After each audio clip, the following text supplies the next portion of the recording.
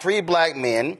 They in Maryland. They go to Arizona for a baby shower. Well, all of a sudden, there's this so-called mix-up where they rent a car and then they get accused of stealing the car. So check out this body cam video footage. It shows these men all calm but also confused and caught off guard when they were surrounded by cops outside of a Cane's restaurant in Glendale, Arizona. We got audio? Seat on the curb.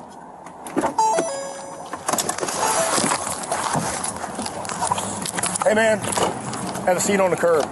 Have a seat on the curb. Have a seat on the curb. Have a seat on the curb, please, sir. Sir. Step out, have a seat on the curb. Have a seat on the curb, please. Take it with you. Can I get out, sir? Have a seat on the curb. Yes, sir. Slow? Have a seat on the curb. Yes, sir. Yes, sir.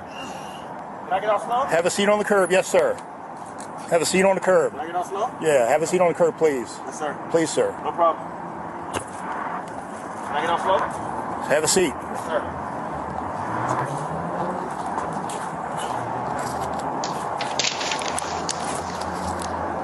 5-5 came addressing 3. Can you step him up, please? Hey, I'll explain it all to you guys in just a moment, okay? Fine, sir. All right. Well, out of towners. I'm from Maryland. What's that? I'm from Maryland, out of town. Oh, I'm from D.C. Oh, nice. Yeah. Go to my kid, man. Well, no problem. Okay. We'll explain it all and see you guys can get here. Hopefully you guys walk out of here, okay? Yes, sir. Anybody got any guns? No. No, okay. Go home tomorrow. I have a flight 6 in the morning. A flight? Yeah. Not a good time to fly. You out of DCA too? Yeah, DCA. Yeah. All right. Don't let them scare you. They're just coming for us just because I called. Oh, no problem, no problem. Okay. Whose car is this? All right, so y'all, this was a 15-minute long video. Now, they were driving a blue Dodge Charger, okay? They rented the car through the app Turo, which is a car-sharing app like Airbnb for vehicles. Joining me now is Jeffrey Adu, Kwabena Asante, Daniel Ampofo, along with their attorney, Kevin Murray. So glad to have y'all here. So what happened? What caused y'all to get stopped? Did somebody call in? Did somebody see y'all make a wrong turn? How did y'all get stopped? We don't know. We were inside the Cane's restaurant. When we came out, as you can see in the video, we were getting into the car. Stop. I'm sorry. Y'all weren't driving? No, sir. Y'all were in a restaurant? Yes, sir. The car was parked. Car was parked? Yes, sir. So that means that they were just scanning license plates? Unfortunately. I couldn't tell you. From what they said is that we tripped something in the system when we passed a traffic light or a camera, something like that, something to that effect. That's what they told us. Okay, they claim y'all tripped a system, and then all of a sudden, how long were y'all inside the Cane's? Probably 10, 15 minutes max. We placed the order to go, got the food and left. So y'all walk out of Cane's, and all of a sudden y'all look up, and it's just cops everywhere? Guns drawn immediately. Me and Jeffrey actually got into the car. We didn't see the cop. The driver, Quab, was the last one getting in the car because he had to put his food at the top of the car. And then we heard the cop kind of like yelling at him to sit on the curb. We, of course, were clueless. We didn't know what was going on. So you can see the confusion initially. So it was one cop at first. He had his gun drawn as soon as he got out the car, as you can see in the body cam footage. After he told Quab to sit on the curb, he told me to get out of the car. I was in the back passenger seat. I had my drink in my hand, and I asked him if I could put it down. He said no, so I had to take it with me. And then he told Jeff to get out the car last. And then he called for backup. You can hear him coming in the background. You heard him say that the backup is coming. At this time, he didn't tell us what was going on. We still don't know why we're being pulled over. So right now, y'all still don't know why you got pulled over? No, as you heard him say, he said he was going to let us know in a minute. A minute turned into maybe 5 to 7 minutes. We didn't know for a while. while we were being pulled over. Yeah, Roland, these are all great questions you're asking, and that's what we're starting with to get to the bottom of the initial provocation of the officers and why these young men were pulled over, why they were handled the way they were handled. Okay, so first of all, I don't see it in, I don't see it in the script. What it says, you're visiting Arizona. Where did this take place in Arizona? Glendale, Arizona. Okay, Glendale, Arizona. Okay, got it. Correct. All right, so how long were y'all detained? Like 15 to 20 minutes. Yeah, I would say 20 minutes. Yeah, 15, 20 minutes for So sure. after 15, 20 minutes, then what happened? They just let y'all go? Yeah, once they detained us and read us our Miranda rights, put us in handcuffs, put us in the back of the police car, then they told us why What they was going were on? treating us that way. Once they said that, my brother Quab, he had the reservations for Turo for the car, so he was able to show. He was still handcuffed, but he gave him his password. They unlocked his phone. That's when they saw the reservation and saw that we didn't steal the car. We legally rented it from Turo. And then they had a brief discussion with their other officers, and then they took the handcuffs off us eventually. So They confiscated the rental car, though. So, well, hold up. This is where I'm still. So they reported. So they claim that someone else reported the car stolen. Correct. They said it was a stolen car, and we were the ones in possession of the stolen car. They also said that we fit the description of suspects, which you still to this day haven't heard. Wait a minute, hold up. So you so you rented the car through Turo. Correct. And so was that a person that was a person's car? So yeah, there was another company that uses Turo to rent out their cars.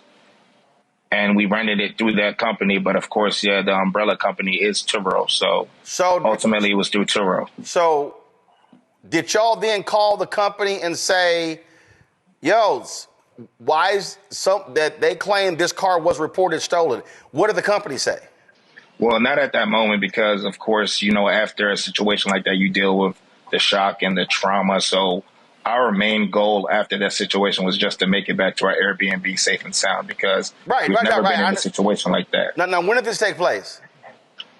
This was Saturday night, guys? Yeah, Saturday night, February 1st. February 1st. Okay, so it's been 2 months. What did the company say when y'all said, hey, the cops claim this car was reported stolen? Well, they said it was a mistake. They said they did report it stolen, but then they said that they recovered the car.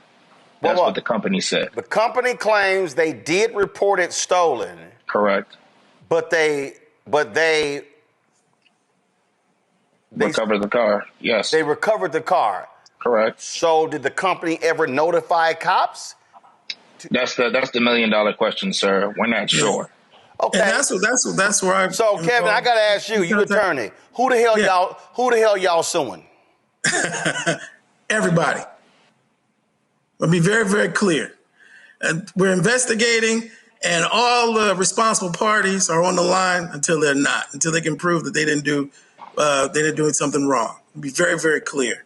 Whether it be the name of the company that used Turo for not clearing it, and we're even looking into the police department, making sure they went through the proper protocols, the proper policies and procedures that they were supposed to do, and the way they handled the situation. Okay, I got to go back. They said y'all fit the description. Correct. So was there a description that 3 people stole a car? When we asked what the description was, they never told us. We asked multiple times, and nobody gave a description.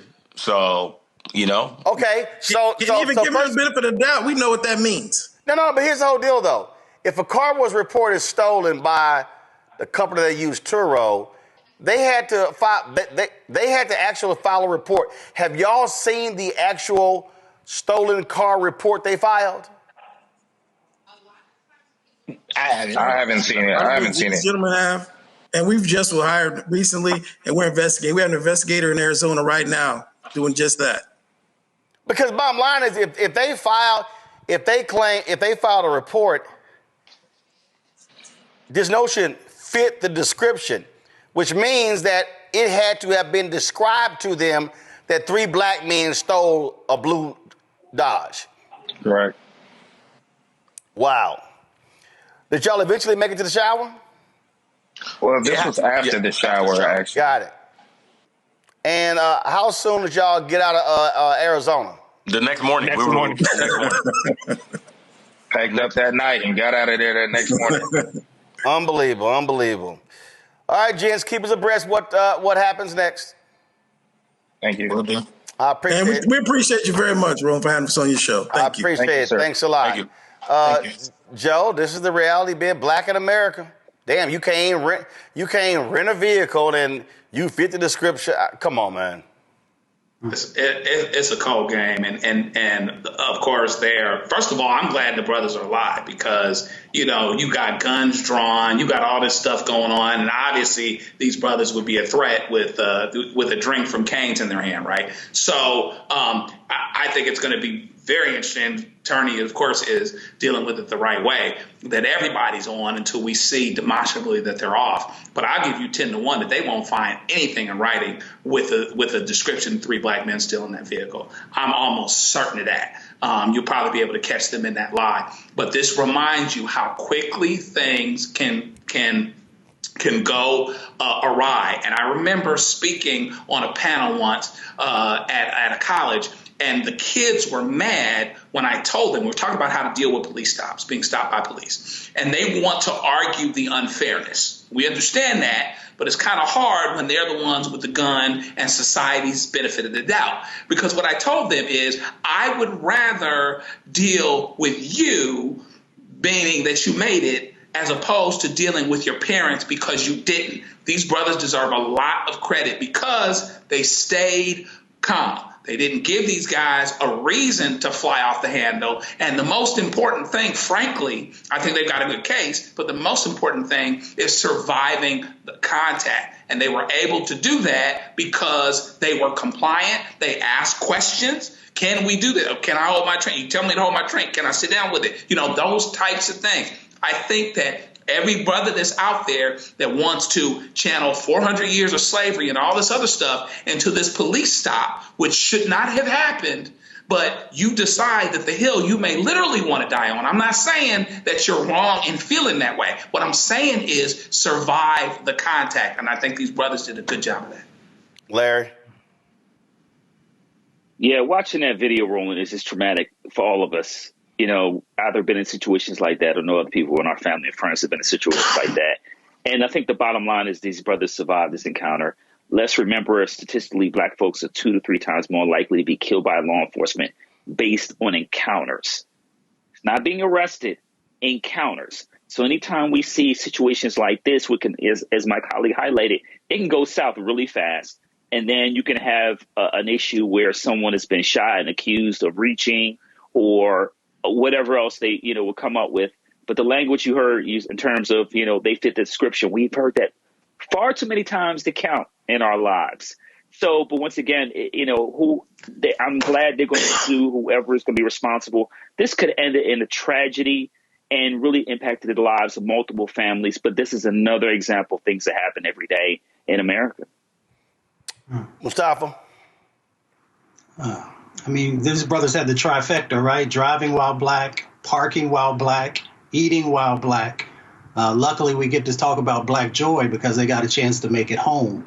And Joe talked about survival, and that's what it's all about, so that we can live to fight another day. So it'll be interesting to see how the case plays out, and hopefully they get justice. Hello, I'm Isaac Hayes III, founder and CEO of Fanbase. Listen to what I'm about to tell you. The window to invest in Fanbase is closing. We've raised over $10.6 million of our $17 million goal. That means there's room for less than 6,370 people to invest in Fanbase for the average amount. The minimum to invest in Fanbase right now is $399. That makes you an owner in Fanbase today. Go to startengine.com/fanbase to invest. Why? Because current social apps have taken advantage of users for far too long, with content suppression, shadow banning, harmful racist content, and no real tools for monetization and equity. Fanbase has over 1.4 million users and counting, allowing anyone to reach all their following and monetize their content from day one. Social media is the new TV, and whoever owns the apps that distribute that content have the opportunity to own potential billion-dollar companies. While big platforms with uncertain futures are failing to serve their users, Fanbase is stepping up to fill the gap. Don't wait until it's too late. Invest now, invest for yourself and your future. Go to startengine.com/fanbase and own the next generation of social media.